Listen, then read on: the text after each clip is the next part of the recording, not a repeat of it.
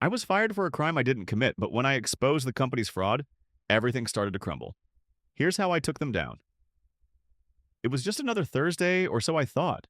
I had been working at the medical center for over a year now, and I thought I was doing everything right. I had worked late, gone above and beyond, always trying to be the best employee I could be. I loved what I did. I loved interacting with the patients, seeing their faces light up when we helped them, and feeling like I was contributing to something bigger. I was proud of my work. It felt like I had found my place. So, when I received a call to meet with my boss in his office, I wasn't worried. I assumed it was just a routine meeting. I walked into his office, sat down across from him, and gave a smile, thinking it would be another quick chat. But when I saw the way he looked at me, cold, distant, I knew something was wrong. "We need to talk," he said, his voice low and flat. "There's been a security violation," he continued, avoiding eye contact. "One of the medical tablets you used, you're responsible for it." I blinked, trying to understand what he was saying. My mind raced, but I couldn't find the connection. I had followed the procedures, I had done everything by the book. What violation? "I don't understand. What do you mean? What happened?" I asked, trying to keep my voice steady. "The tablet was used improperly. The security system was bypassed. You were the one using it. That's why this is on you." His words were sharp, as if he was already sure of his decision. I felt a knot form in my chest. I had no idea what he was talking about. I used that tablet for everything. Scheduling, inputting patient data, communicating with the team. There had never been any issues before, no security violations. So how was I suddenly the one at fault? "Wait a minute, I was following all the procedures, I was doing my job. I didn't bypass anything. You told me how to use the tablet," I argued, my voice rising slightly in disbelief. But he just looked at me, cold as ice. "You're fired, effective immediately." The words hit me like a slap in the face. I stared at him, waiting for some explanation, some reasoning, but there was nothing. No justification, no apology, no explanation. It was final. I couldn't speak.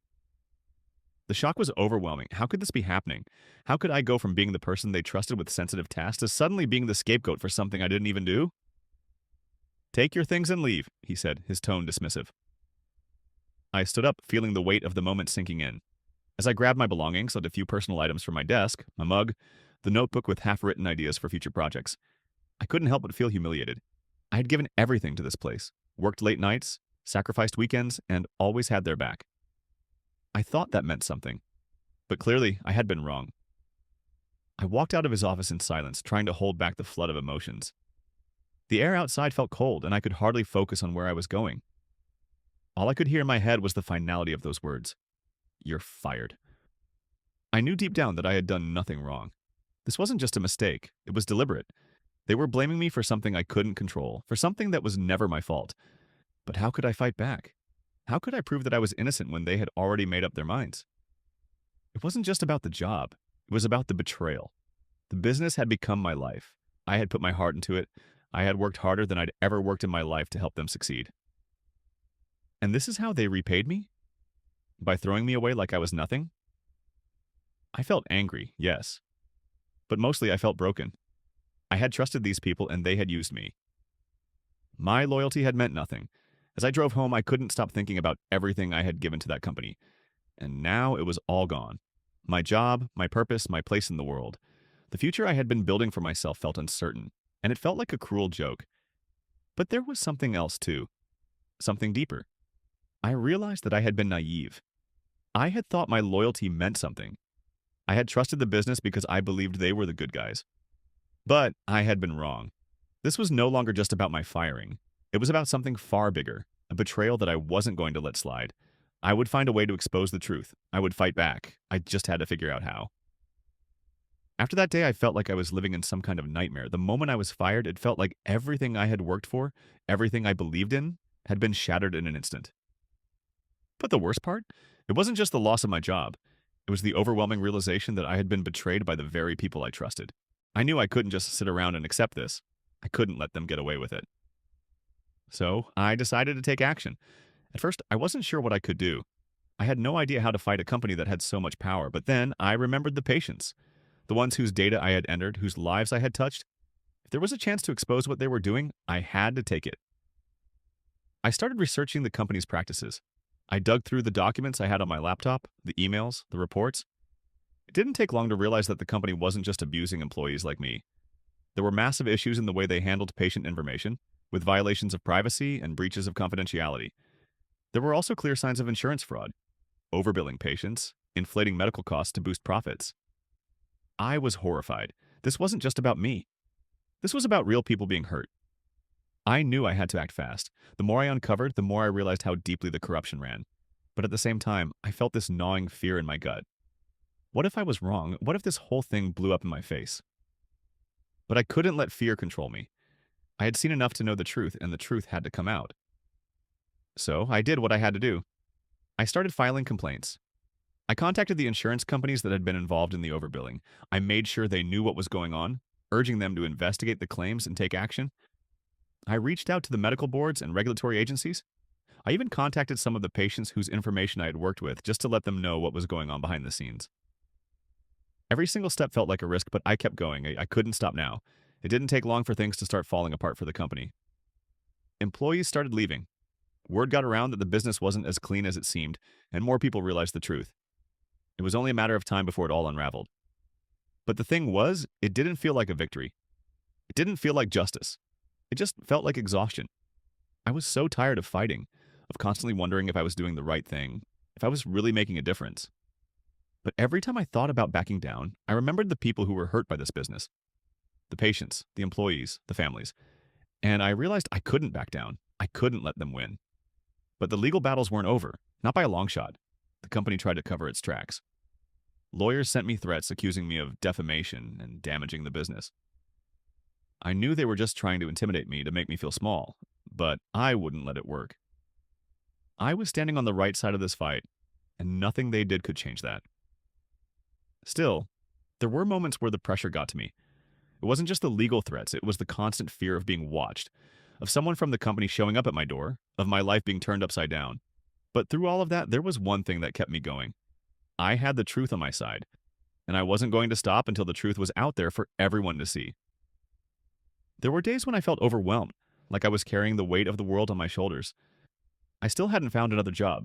Money was tight, and there were days when I didn't know how I was going to keep going. But I had to. There was no turning back. I had to finish what I had started, no matter the cost. One evening, I got a call from an anonymous source, a whistleblower inside the company. They had more information, more proof of what was really going on. My heart raced as I listened to the details, knowing that this would be the final piece I needed. I felt a surge of determination. This was it. This was the moment I'd been working toward. I didn't sleep that night. I gathered everything I could, wrote a report, and sent it to the authorities. I couldn't do this alone anymore, but I knew that with the right people on my side, we could bring this company down. It was only a matter of time before the truth came out. After I sent the whistleblower's information to the authorities, I thought the worst was over. I thought that with the evidence I had gathered, the company's downfall was inevitable. But I couldn't have been more wrong. What I didn't realize at the time was how deep the company's claws went, how many people it had under its thumb, and how much it was willing to do to protect itself. The threats didn't stop. In fact, they became more frequent.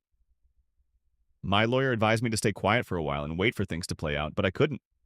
I felt this burning need to keep going, to make sure the truth was out there. I couldn't let this company walk away with its crimes, not after everything they'd done. But then, everything took a dark turn. I was blindsided when I received a letter from my former employer. It wasn't a simple cease and desist or an attempt to intimidate me. This time, it was a legal accusation. They were suing me for negligence and defamation. They were accusing me of causing irreparable harm to the business with my complaints, and they were claiming I had violated non-disclosure agreements when I leaked information. I couldn't believe it. I had followed the law, I had done everything by the book, but now they were turning the tables on me, trying to make me the villain. And the worst part? They were using every resource at their disposal to push back. They had top-notch lawyers, a pile of money to burn, and the full weight of their power behind them. It didn't stop there. They even accused me of stealing sensitive company data to build my case, suggesting I had used it for personal gain. My heart sank. I knew this wasn't true, but they had no problem twisting the narrative to make it look like I was the one who had done something wrong. This is when the emotional toll started to weigh on me. I had never been through anything like this before. I spent countless hours going through emails, preparing defenses, trying to prove that I wasn't the one who had made the mistake. It was exhausting, but something clicked in me. I wasn't about to let them win. I wasn't about to be dragged down by their lies. I kept digging. I contacted former colleagues who had left the company, hoping they would corroborate my claims. I found one person, Sarah, who was willing to help. She told me that everything I had said was true. The fraud, the corruption, the manipulation, it was all there. But when I reached out to another key witness, someone who had seen the worst of the company's actions, they backed out. The fear was palpable. She was terrified of what the company could do to her, and I couldn't blame her. I was afraid too, but I wasn't going to give up. I couldn't. I spent hours every day in my apartment, researching, gathering documents, piecing together every shred of evidence I could find. And slowly but surely, the case began to take shape. I wasn't just fighting for myself anymore. I was fighting for every person who had been hurt by the company, every patient who had been overcharged, every employee who had been taken advantage of. This wasn't just a legal battle. This was my fight for justice. But I still wasn't prepared for what came next. One morning, I received a call from my lawyer. He told me that the company had decided to go after me in court, not just for defamation, but for negligence. They were claiming that the breach of security involving the tablet was my fault, and that I had caused irreversible damage to their reputation. They were trying to paint me as the villain in a story where they were the victim. I was shaking as I listened. I had always hoped that the truth would speak for itself, but now I was facing not only legal consequences, but the weight of public opinion. The thought of being labeled as someone who had brought down a business, ruined lives, and caused so much damage, it terrified me. But deep down, I knew I had to stay strong. I had to keep going. There was no turning back. If I didn't fight for what was right, I would never forgive myself. The battle was far from over, but one thing was clear. This company was going to learn that they couldn't just steamroll people. Not anymore. After everything, the firing, the legal threats, the smear campaigns, I didn't think there was much else they could do to break me. But the day I got that phone call, I realized just how deep the rabbit hole went. It was late afternoon when I got the call from my lawyer. I had been sitting in my apartment sorting through more documents when my phone buzzed. I was expecting another routine update, maybe a small victory or another minor setback. But what he said on the other end of the line stopped my heart. "The federal government's involved now," he said. "Your complaint about medical fraud and security violations? It's escalated. They're opening a formal investigation." I couldn't breathe for a second. The federal government? I had been fighting this company for weeks, but I never thought it would come to this. They were powerful. Their influence stretched far, and the idea that they could be under investigation was a big deal. But part of me, deep down, felt a strange sense of relief. Finally, people with real power were taking notice. Finally, someone was going to listen to me. But as soon as I heard the news, the pressure kicked in. I wasn't just fighting a corrupt business anymore. Now I was part of a massive federal investigation. Every move I made had to be precise. Every word, every document, every piece of evidence I presented had to be perfect. One slip-up, and it could all come crashing down. At the same time, the weight of what I was about to lose hit me harder than ever before. This investigation wasn't just going to ruin the company. It was going to ruin everything I had worked for. My career, my reputation. I had spent the last few weeks staring at the screen of my computer, desperately trying to make sense of everything I'd uncovered. But now it felt real. The consequences were about to become very real. The company owner's face appeared in my mind, that smug, condescending smile. The same man who had fired me for a mistake I didn't make. The same man who had tried to make me the scapegoat for his own incompetence. And now the government was involved. He couldn't hide behind his wealth and power anymore. A few days later, I learned just how far-reaching the investigation was. It wasn't just about the fraud I had uncovered. There were other players in the game. Employees I didn't even know existed, people who had their hands in the pot, who had been taking part in the corruption. The more I learned, the more I realized just how massive the operation had been. The business owner's lies were unraveling piece by piece. More employees started to leave. Some had already quit, but now the floodgates opened. More people came forward with stories of their own. They had witnessed firsthand the fraud, the shady dealings, and the abuse of power. They too had been a part of it, but now they were speaking up. It felt like the walls were closing in on the company. Slowly but surely, the foundation that had held the business together was cracking. And then came the letters from the employees who had stayed. They were begging for help, scared of the consequences if they spoke out. They had been terrified of speaking out for so long, but now they were ready to take the risk. They wanted the truth to be known, but as the investigation continued, the pressure mounted on me. My phone wouldn't stop ringing. Calls from former colleagues, from the media, from the lawyers. Everyone wanted answers. Everyone wanted to know what had really happened. I had become the face of the fight against the corruption, and it felt like there was no escape. But the worst part? It was the silence from my family. They had been supportive at first, but as things got bigger, they started to pull away. They didn't want to be associated with someone who was taking on a company this big. They didn't want to deal with the mess that was sure to follow. I had already lost so much: my job, my reputation, my sense of security. And now I was losing them too. Still, I couldn't stop. The truth had to come out. I couldn't let them silence me. Not now, not after everything that had happened. I wasn't just fighting for myself anymore. I was fighting for everyone who had been mistreated, for the people who had been silenced for too long. The investigation was moving forward, and I could feel the walls of the company closing in. But as much as I was part of it, as much as I had pushed for it, there was still that nagging question in the back of my mind. Was I doing the right thing? What was the cost? And then the company owner's daughter reached out to me. Her message was short but to the point.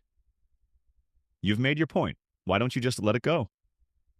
She had always been the golden child, the one who got everything handed to her. She had stayed silent while all of this happened, but now she was trying to come to me with a peace offering. She wanted me to back down, to stop this before it destroyed the company. But I knew better than to trust her. I wasn't doing this for her. I wasn't doing this for the company or anyone who had helped them. I was doing this for the people who had been hurt, and I wasn't going to back down now. The investigation was no longer just about me. It was about righting the wrongs of a system that had allowed this corruption to fester. And I was going to see it through to the end. It was a few weeks after the federal investigation had begun. The company had been under constant scrutiny, its wrongdoings exposed piece by piece. But I couldn't stop myself from feeling a sense of dread every time my phone rang. Each call seemed to carry some new twist, some new piece of the puzzle that threatened to unravel everything I had fought for. This time, it was the authorities. They were confirming what I had hoped to hear. The company owner was facing severe legal consequences. The charges for insurance fraud were growing, and the legal team had been unable to cover up the extent of the company's wrongdoing. I sat in my car, gripping the steering wheel, trying to steady my breath. The weight of it all was suffocating. I had won. We had won. The business, the empire that had been built on lies and deceit was crumbling. But there was no satisfaction in that victory, no relief, just an overwhelming sense of exhaustion. The investigation wasn't just about legal consequences anymore. It had spiraled into something much bigger. A complete collapse. The business owner had been hit with a series of charges, and the company's financial collapse was imminent. It wasn't just the owner who was at risk. The entire structure of the business was falling apart. Employees, many of whom had stuck around for years out of loyalty, were now finding themselves implicated in the company's fraud. They had been used, manipulated, just like me. I spent the next few days following the updates. The company was losing clients, and employees were leaving in droves, and the media was catching wind of the story. It was a chain reaction that couldn't be stopped. The most shocking part? The company owner, a man who had held all the power and controlled everything for so long, was now facing the very thing he had tried so hard to avoid: the consequences of his actions. He was being investigated not just for fraud, but for his role in orchestrating everything that had gone wrong. I had expected him to be unscathed, to somehow talk his way out of it, but that was no longer an option. He was cornered. Despite everything, there was a part of me that still couldn't celebrate. My own family hadn't been supportive. Some of them had criticized me for going public with the information, calling me petty and vengeful. Others had accused me of being obsessed with revenge, as if I were the one who had caused all this chaos. They didn't see it the way I did. They didn't understand that this wasn't about revenge. It was about justice. It was about ensuring that the truth came out and that people were held accountable. As the company's fall continued, I couldn't help but feel a strange sense of emptiness. The victory, the sense of triumph, didn't feel like it should. I had fought for so long, sacrificed so much, and now that it was over, I didn't feel relieved. I didn't feel victorious. It felt like the final chapter in a long, exhausting story. Then came the news I had been waiting for. The company owner, now facing a mountain of legal charges, was forced to sell off the business. Everything he had worked so hard to build was being torn apart, piece by piece. His name, once a symbol of success and wealth, was now associated with criminal activity and fraud. I could see it as his empire, his life's work, reduced to rubble. And yet, I felt no joy. There was no satisfaction in watching him lose everything. In the end, it wasn't about the business. It wasn't about the money. It was about something more personal. It was about the betrayal I had experienced, and the realization that the people I had trusted, the people I had given everything to, had treated me like nothing more than a pawn in their game. I realized then that I had never wanted to destroy him or the company. I just wanted to expose the truth. I wanted accountability, and I had gotten it. But the toll it had taken on me, on my mental health, on my relationships, on my sense of self-worth, was more than I could have ever imagined. The company was gone, the business was over, and the people who had been part of it were left to pick up the pieces of their shattered lives. As for me, I was left with a sense of closure, yes, but also a quiet sadness. The battle had cost me more than I had expected. I had lost so much along the way, not just my job, but my peace of mind, my sense of stability. It was a hollow victory. I hadn't just taken down a company, I had dismantled a part of my own identity.